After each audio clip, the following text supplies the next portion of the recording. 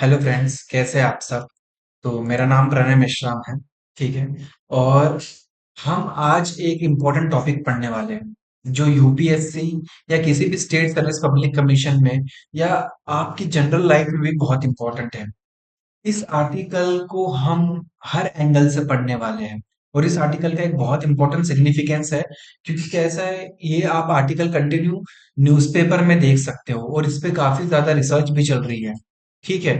तो अब हम इस आर्टिकल में शुरू करते हैं। ठीक है। तो यह आर्टिकल है सिकल सेल के बारे में। अब इशू क्या है, देखिए करंटली न्यूज में यह है कि जो गवर्नमेंट ऑफ इंडिया है वह अपने नेशनल हेल्थ मिशन के थ्रू सपोर्ट कर रही है स्टेट को। क्यों? ताकि वह प्रिवेंट कर सके और मैनेज कर सके सिकल सेल डिजीज को।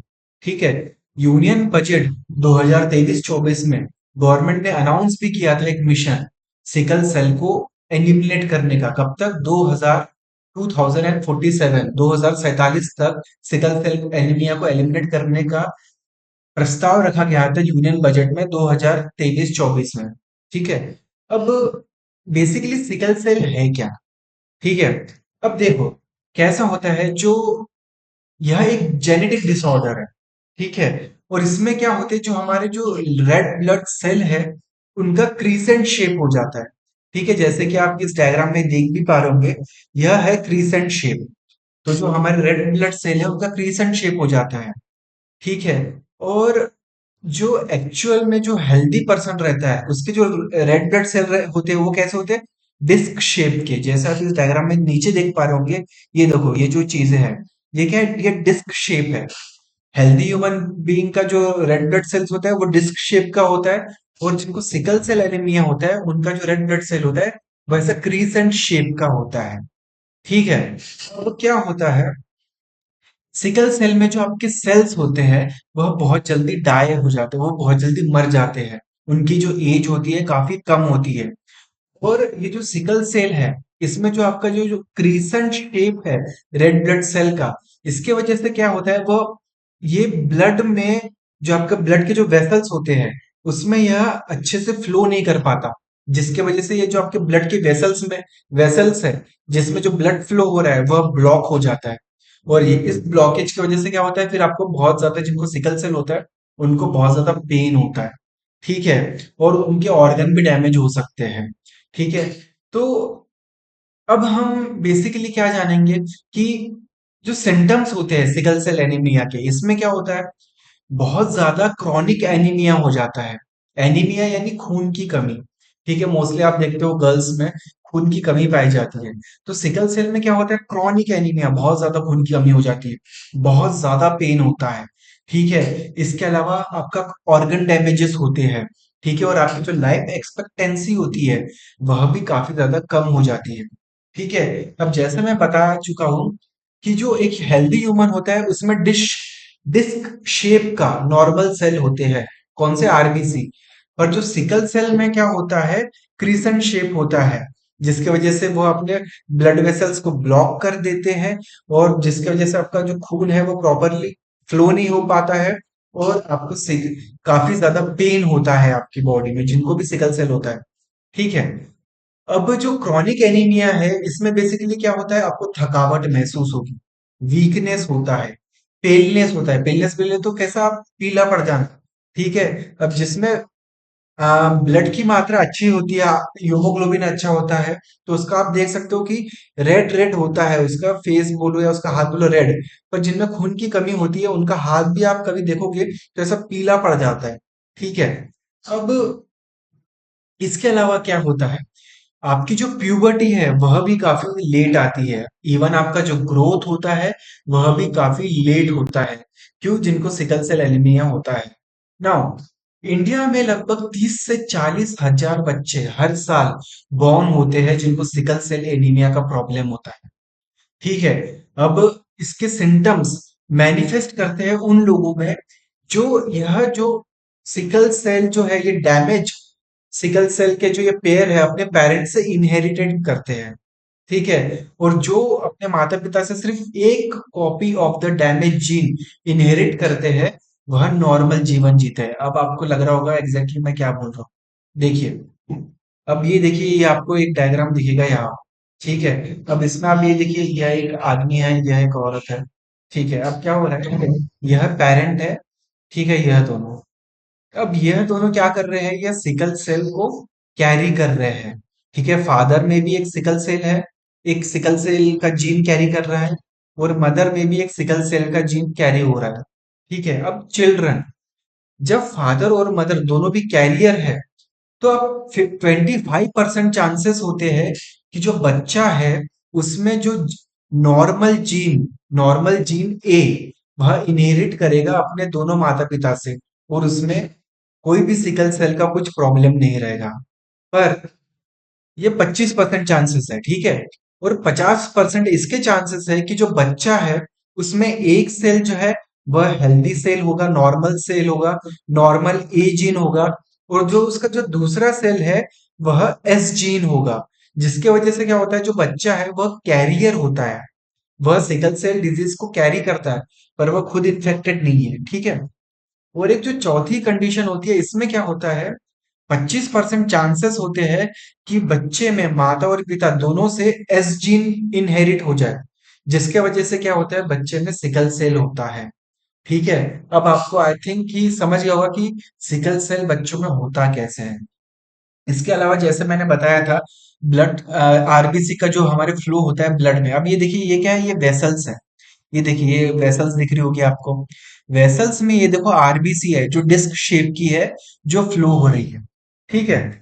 और जब क्रिसेंट शेप हो जाता है, आरबीसी का क्रिसेंट शेप हो जाए, तो आप ये देख रहे होगे सेकंड डायग्राम में नीचे, यहाँ पे ये ब्लॉक हो गए हैं। ठीक है, ये क्या कर रहा है, ब्लॉक कर रहा है ब्लड के फ्लो को, जिसकी वजह से क्या होता है, ब्लड प्रॉपरली फ्लो नहीं हो पा रहा है। ठीक है। एंड आई होप कि अभी आपको थोड़ा क्लियर हो गया होगा कि मैं क्या बोल रहा था। ठीक है। अब इसके अलावा अब हम यह भी जानेंगे कि थैलेसीमिया बेसिकली क्या है, क्योंकि यह भी एक ब्लड डिसऑर्डर से रिलेटेड है। थैलेसीमिया भी क्या होता है, आप इनहेरिट करते हैं अपने पेरेंट्स से। यह भी एक किस्म का क्या है, यह एक ब्लड डिसऑर्डर है। इसमें क्या होता है, जो हमारी बॉडी है वह इनफ प्रोटीन नहीं बना पाती है, जिसको हम ह्यूमोग्लोबिन बोलते हैं। ठीक है। अब लो लेवल का जो ये ह्यूमोग्लोबिन होता है, अब इसकी वजह से क्या होता है, आपको फटीग होगा, यानी लुस्त, आपको थकावट महसूस होगी, आपको चक्कर आएंगे। ठीक है। आपको आपकी सांस चढ़ जाएगी, शॉर्टनेस ऑफ ब्रेथ होगा। ठीक है। आपकी हार्ट बीट इरेगुलर हो जाएगी। ठीक है। नाउ, अब जो पीपल, जो लोग हैं जिनको जिनको ये थैलेसीमिया का प्रॉब्लम होता है, अब इनको क्या होता है, आपको ब्लड ट्रांसफ्यूजन करना पड़ता है, यानी ब्लड चढ़ाना पड़ता है उनकी पूरी लाइफ में। अब क्या होता है, जब आप ये ब्लड चढ़ाते हो ऐसे लोगों में जिनको थैलेसीमिया है, तो क्या होता है, उनकी बॉडी में एक्सेस आयरन डिपॉजिट हो जाता है, और इस एक्सेस आयरन को फिर उनकी बॉडी से निकालना पड़ता है, जिसको हम चिलेशन बोलते हैं। ठीक है। इस प्रोसेस से एक्सेस जो बॉडी में हमारा आयरन इकट्ठा हो जाता है, जिनको थैलेसीमिया है, उसको निकाला जाता है। ठीक है। अब थैलेसीमिया जो है, इंडिया में लार्जेस्ट पाया जाता है चिल्ड्रन में। ठीक है, पूरे वर्ल्ड में लगभग 1 से 1.5 लाख बच्चों में थैलेसीमिया की हमें शिकायत पाई जाती है ना। अब ट्रीटमेंट क्या है इस सिकल सेल का, एक ट्रीटमेंट है कि ब्लड ट्रांसफ्यूजन, यानी ब्लड चढ़ाना, बट ब्लड चढ़ाओ। अब इससे क्या होगा, इससे एनीमिया की जो कंडीशन है, वह एनीमिया की कंडीशन थोड़ी रिलीज हो जाएगी। ठीक है, रिलीव हो जाएगी। ठीक है। आपका जो एनीमिया है वह कम हो जाएगा, और जो पेन वगैरह है वह भी कम हो जाएगा। ठीक है। इसके अलावा और एक प्रोसीजर होता है जिसको हम हाइड्रोक्सी यूरिया बोलते हैं। अब इसमें यह क्या है, एक किस्म का मेडिकेशन है, दवाई दी जाती है। अब इसको क्यों दी जाती है, जो आपको पेन होता है सिकल सेल वालों को, उनको इस पेन को रिड्यूस करने के लिए हाइड्रोक्सी यूरिया दिया जाता है। ठीक है। अब इसको हम और तरीके से ट्रीट कर सकते हैं, जिसमें क्या है, हम बोन मैरो, ठीक है, बोन मैरो से हम आपके स्टेम सेल वगैरह निकालते हैं, और फिर क्या करते हैं, उसका जेनेटिक सिक्वेस्ट्रेशन वगैरह करके हम जीन एडिटिंग करके हम इसको ठीक कर सकते हैं। ठीक है, बोन मैरो या तो फिर स्टेम सेल का ट्रांसप्लांटेशन कर सकते हैं, और हम इसको ठीक कर सकते हैं। ठीक है। अब गवर्नमेंट की क्या इनिशिएटिव है इस सिकल सेल एनीमिया को टैकल करने के लिए, देखिए, अब गवर्नमेंट ने कुछ टेक्निकल ऑपरेशनल गाइडेंस गाइडलाइंस को इशू किया है। क्यों?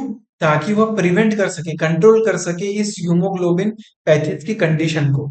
ठीक है। जिसमें क्या है, सिकल सेल एनीमिया भी आता है। ठीक है। अब इंटीग्रेटेड सेंटर्स बनाए गए हैं जो कि 22 ट्राइबल डिस्ट्रिक्ट्स में बनाए गए हैं for the treatment and diagnosis of this sickle cell, क्योंकि काफी ज्यादा ट्राइबल प्रजातियों में सिकल सेल की जो बीमारियां है वह पाई जाती है। ठीक है। अब नाउ एक स्टेट ह्यूमोग्लोबिनोपैथी मिशन, यह क्या है, इसको मध्य प्रदेश में एस्टेब्लिश इसको लॉन्च किया गया था। क्यों? ताकि जो स्क्रीनिंग है, स्क्रीनिंग का मतलब क्या है, डिटेक्ट करना, कि जो स्टेटल सेल का डिटेक्शन को और इस डिजीज के मैनेजमेंट को इम्प्रूव किया जाए।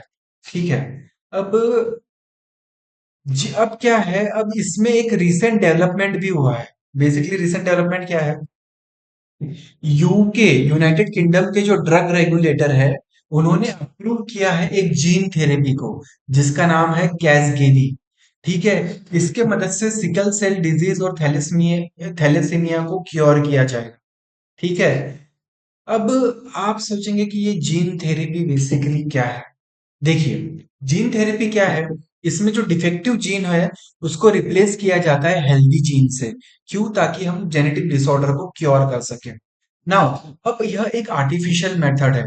इसमें क्या होता है, आप डीएनए को इंट्रोड्यूस करते हो सेल्स में, किसके, ह्यूमन बॉडी के। इस टेक्निक को सबसे पहले 1972 में डेवलप किया गया था, पर इसका तब क्या ज्यादा सक्सेस नहीं पाया गया। ठीक है। अब जीन एडिटिंग क्या होती है? ठीक है। जीन एडिटिंग बेसिकली क्या है, यह एक टेक्निक है जिसमें आपके डीएनए में स्पेसिफिक चेंजेस किए जाते हैं। कहाँ पे? डीएनए सीक्वेंस में। ठीक है। इसके लिए क्या होता है, डीएनए को इंसर्ट किया जाता है, या तो डिलीट किया जाता है, मॉडिफाई किया जाता है, या रिप्लेस किया जाता है। कहाँ पे? आपके जीनोम में। और इसके लिए हम क्या करते हैं, क्रिस्पर कैस9 जेनेटिक सीजर का इस्तेमाल करते हैं। इसमें क्या होता है, हम कट करते हैं स्पेसिफिक डीएनए सीक्वेंस को, किसके साथ, इंजीनियर्ड न्यूक्लियस एंजाइम के साथ। अब आपको लग रहा होगा कि मैंने ये क्या बोला, हो सकता है बहुत लोगों को समझ में ही ना आ रहा हो कि मैं क्या बोल रहा हूँ। तो मैं आपको डायग्रामेटिकली एक्सप्लेन करता हूँ। देखिए क्या हो रहा है, अब जीन एडिटिंग काम कैसे कर रहा है। अब डीएनए को क्या किया जाता है, टारगेट किया जाता है पहले। आपके डीएनए को टारगेट किया जाएगा, ये देखो ऊपर का जो डायग्राम है, डीएनए को टारगेट किया जाएगा, जो ग्रीन वाला फर्स्ट डायग्राम है। अब सेकंड डायग्राम देखो क्या होता है इसमें, जो टारगेटेड हेल्दी हेल्दी जो डीएनए है, इसको डिफाइन किया जाता है और लोकेट किया जाता है कि किस डीएनए को हमको टारगेट किया करना है। अब हम उसको लोकेट कर लेंगे कि ओके, अच्छा इस डीएनए पे मेरे को कुछ चेंजेस लाने हैं। फिर अब मैं क्या करूंगा, थर्ड स्टेज में एक specifically designed synthetic guide molecule बनाऊंगा जो फाइंड करेगा ये टारगेटेड डीएनए स्ट्रैंड को। ठीक है। क्या है ये? एक specifically designed synthetic guide molecule है जो कि फाइंड करेगा मेरे इस डीएनए स्ट्रैंड को जिसको मैं टारगेट करना चाहता हूँ। फिर क्या होगा, एक एंजाइम है जो कट करेगा इस डीएनए स्ट्रैंड को। ठीक है। और पांचवी स्टेज में क्या होगा, जो टारगेटेड डीएनए स्ट्रैंड है उसको रिप्लेस किया जाएगा हेल्दी डीएनए स्ट्रैंड के साथ। अब क्या है, बहुत सारे लोगों को अब भी नहीं समझ में आया होगा, तो इसको मैं थोड़ा और एक्सप्लेन करता हूँ। अब कैसा है, देखिए क्या होता है, डीएनए एडिटिंग टेक्निक। ठीक है। जो जीन एडिटिंग मैंने अभी आपको बताया, इसको हम क्रिस्पर कैस9 भी बोलते हैं। और यह एक बायोलॉजिकल वर्जन है किसका, अब जैसे देखो आप एक वर्ड प्रोसेसिंग का प्रोग्राम इस्तेमाल करते हो, जिसमें क्या होता है, एक सिंपल फंक्शन होता है, फाइंड एंड रिप्लेस। जैसे फॉर एग्जांपल मैं वर्ड डॉक्यूमेंट बना रहा हूँ, अब इस डॉक्यूमेंट में मैंने कुछ गलती कर दी। ठीक है। फॉर एग्जांपल एक मैंने वर्ड में मुझे कुछ और डालना था, मैंने कुछ और डाल दिया। अब मुझे उसको रिप्लेस करना है, तो मैं क्या करूंगा, वर्ड डॉक्यूमेंट में जाके मेरे पास ऑप्शन होगा जिसके मैं उस वर्ड को रिप्लेस कर दूंगा। वैसे ही जीन एडिटिंग में होती है कि मैं क्या है, डीएनए को आइडेंटिफाई करूंगा और उस जो डिफेक्टिव डीएनए है मैं उसको रिप्लेस करूंगा हेल्दी डीएनए से। सिंपल, आपको समझ में आ गया। अब देखिए कैसा होता है, अब जो सेल है, ठीक है, यह एक सेल है जैसे कि, ठीक है, सेल के अंदर क्या होता है, न्यूक्लियस होता है। न्यूक्लियस के अंदर क्रोमोसोम्स होते हैं, 23 पेयर्स होते हैं, डीएनए, ये आपको आई थिंक आपको पता होगा कि क्या होता है। ठीक है। अब क्या होता है डीएनए में, एक specifically designed synthetic guide molecule होता है। यह क्या करता है, यह टारगेटेड डीएनए को फाइंड करता है। जैसे कि मैंने ऊपर बताया था कि आप जो टारगेटेड डीएनए उसको फाइंड करोगे, फिर एक क्या करोगे, जो गाइड मॉलिक्यूल होगा जो हमने स्पेसिफिकली डिजाइन किया है, सिंथेसाइज किया है, वह इस टारगेटेड डीएनए को ढूंढेगा और वहां तक जाएगा। फिर क्या है, एक डीएनए कटिंग एंजाइम है, वह जो इस डीएनए को है, जो आपको रेड रेड दिख रहा होगा, वह उसको कट करेगा। जो डिफेक्टिव डीएनए स्ट्रैंड है उसको ये डीएनए एंजाइम कट करेगा, और उसको क्या है, जो हमारे जो सिंथेटिक गाइडेड मॉलिक्यूल है, जो हमने एक डीएनए जो बनाए हैं, जो डीएनए का सीक्वेंस बनाए हैं, यह उसको रिप्लेस कर देगा और एक हेल्दी डीएनए स्ट्रैंड हमारा तैयार हो जाएगा। यानी जो डिफेक्टिव डीएनए स्ट्रैंड है उसको हम एक हेल्दी डीएनए स्ट्रैंड से रिप्लेस कर देंगे। आई होप कि अब आपको पूरी तरह से क्लियर हो गया होगा। ठीक है। अब क्रिस्पर कैस9 क्या है, क्योंकि मैंने इसकी भी बात की। क्रिस्पर कैस9, अब देखो, अब मैं फिर से रिपीट करता हूँ जो मैंने अभी ऊपर बताया। अब मैं उसको आपके, अब आई होप कि जब मैं रिपीट करूंगा आपको बहुत इजीली समझ में आ जाएगा। जीन थेरेपी क्या है, यह एक टेक्निक है जिसमें डिफेक्टिव जीन को रिप्लेस किया जाता है हेल्दी जीन से, और हम एक जेनेटिक डिसऑर्डर को क्योर करते हैं। ठीक है। अब क्या है, आर्टिफिशियल मेथड है। इसमें क्या होता है, डीएनए जो है उसको इंट्रोड्यूस किया जाता है सेल में। ठीक है। अब जीन एडिटिंग, जो जैसा मैंने अभी आपको डायग्रामेटिकली बताया, यह एक टेक्निक है जिसमें क्या होता है, आपके डीएनए में स्पेसिफिक चेंजेस किए जाते हैं एक स्पेसिफिक डीएनए सीक्वेंस पे। ठीक है। और इसके लिए आप क्या करते हो, जेनेटिक सीजर्स का इस्तेमाल करते हो। सीजर यानी क्या होता है, कैंची। जेनेटिक सीजर का इस्तेमाल करते हो, जो क्या है, क्रिस्पर कैस9, यह है जेनेटिक सीजर। ठीक है। इसका इस्तेमाल करते हो क्यों, क्योंकि आपको ये जो डीएनए, जो आपका डिफेक्टिव डीएनए उसको कट करने के लिए। ठीक है। अब या इसमें क्या है, एक स्पेसिफिक डीएनए सीक्वेंस को कट किया जाता है। ठीक है। अब क्रिस्पर कैस9 बेसिकली क्या है, इसका फुल फॉर्म क्या है, clustered regularly interspaced short palindromic repeats, यह उसका फुल फॉर्म है। और कैस9 क्या है, कैस9 बेसिकली क्या है, यह क्रिस्पर एसोसिएटेड प्रोटीन 9 है। ठीक है। और यह क्या है, एक न्यूक्लियस पार्ट है जो कि डीएनए को कट करता है। ठीक है। अब क्रिस्पर जो है, यह बेसिकली यह एक डीएनए टारगेटिंग पार्ट है। अब इसमें क्या होता है, अब इसमें आरएनए मॉलिक्यूल होता है, या तो इसको हम क्या बोलते हैं, जैसे कि मैंने अभी आपको बताया था ऊपर, यह एक गाइड है। ठीक है। अब गाइड मॉलिक्यूल, जैसे मैंने अभी आपको ऊपर बताया था, ठीक है, गाइड मॉलिक्यूल, अगर आप ये देखिए यहाँ पे जो how does gene editing work, इसमें जो तीसरा है, इसमें क्या है, the specifically designed synthetic guide molecule finds the targeted DNA। तो बेसिकली क्या है, क्रिस्पर, यह क्या है, यह एक गाइड मॉलिक्यूल है। इसमें क्या होता है, एक आरएनए मॉलिक्यूल होता है जो कि क्या करता है, एक स्पेसिफिक डीएनए बेस को टारगेट करता है। ठीक है। अब क्या है, जो क्रिस्पर कैस9 सिस्टम है, इसको ओरिजिनल डिस्कवर्ड किया गया था कहाँ पे, एक बैक्टीरिया में, जो कि यूज करता है इस सिस्टम को। क्यों, क्योंकि उसके बॉडी में अगर कुछ इन्वेजन होता है उसको डिस्ट्रॉय करने के लिए बैक्टीरिया उस क्रिस्पर कैस9 का इस्तेमाल करता है। ठीक है।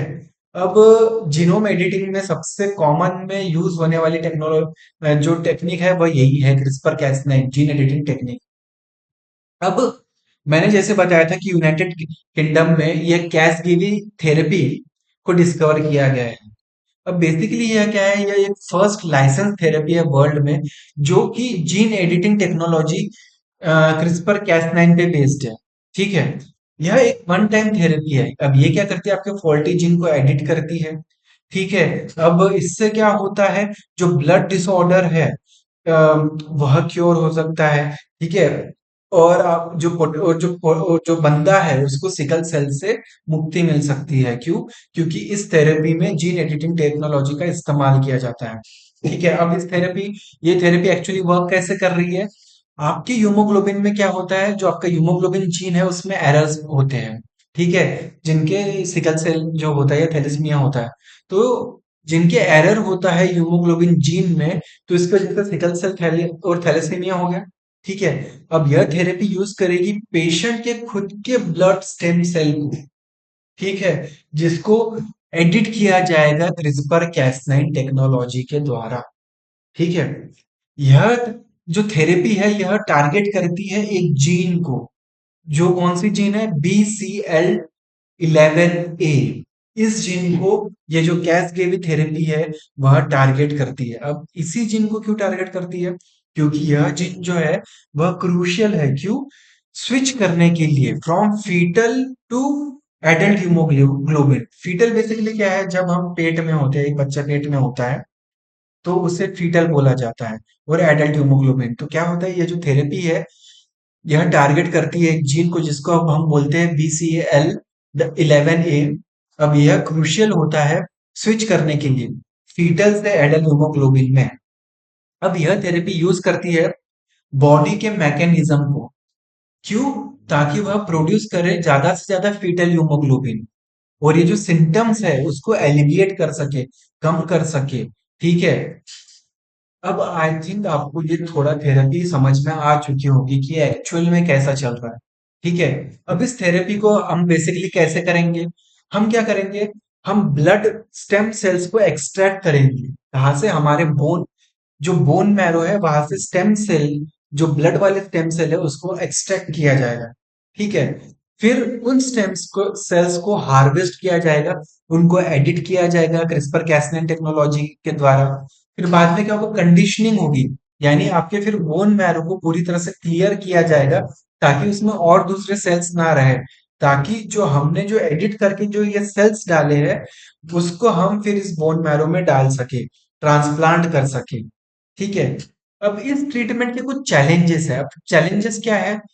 दिक्कत यह है कि यह जो ट्रीटमेंट है काफी ज्यादा हाईली कॉस्ट, यानी काफी ज्यादा कॉस्टली है। ठीक है। जिसकी वजह से लोग इसको अफोर्ड नहीं कर पाएंगे। क्यों अफोर्ड नहीं कर पाएंगे? क्योंकि इसका कॉस्ट लगभग $2 मिलियन है पर पेशेंट, जो कि बहुत ज्यादा होता है, $20 लाख। आप इंडियन करेंसी लगभग 80 की है अभी, 80 इंटू 20 लाख लगा लो, 8 टू जा 16 यानी लगभग 16 crore around, I think so, ऐसा ही कुछ है। तो इतना पर पेशेंट का कॉस्ट होगा इसका।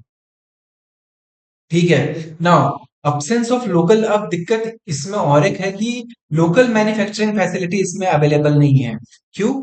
अब जो हार्वेस्टेड ब्लड स्टेम सेल है इसको दूसरे कंट्रीज में भेजना पड़ता है, क्योंकि हमारे पास लोकली या इंडिया में फैसिलिटीज अवेलेबल नहीं है। ना अर्ली ट्रीटमेंट क्या है? Now, permanent treatment has been a bone marrow transplant। अब इसका परमानेंट ट्रीटमेंट क्या है?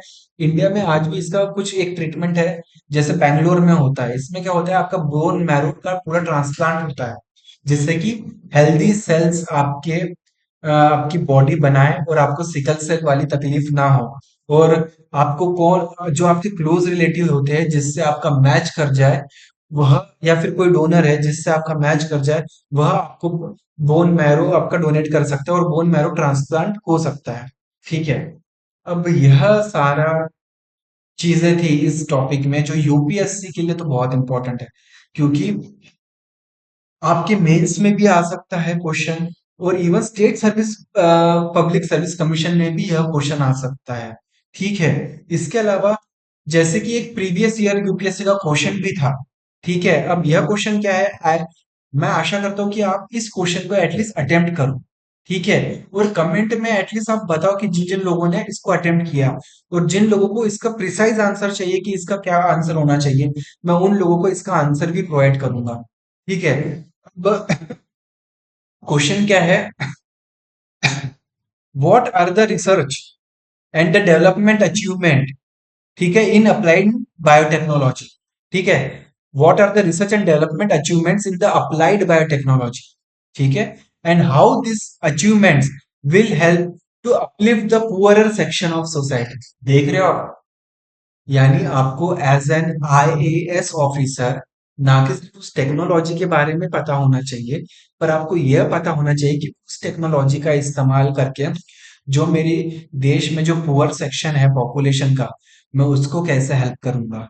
ठीक है। तो इसलिए आप, बहुत जरूरी है कि प्रीवियस ईयर क्वेश्चन को आप हमेशा रिफर करो, क्योंकि आपको यूपीएससी की साइकोलॉजी पता चलती है कि ये टॉपिक हमें पढ़ना क्यों है। यूपीएससी आपसे क्यों चाहती है कि आप साइंस एंड टेक्नोलॉजी पढ़े?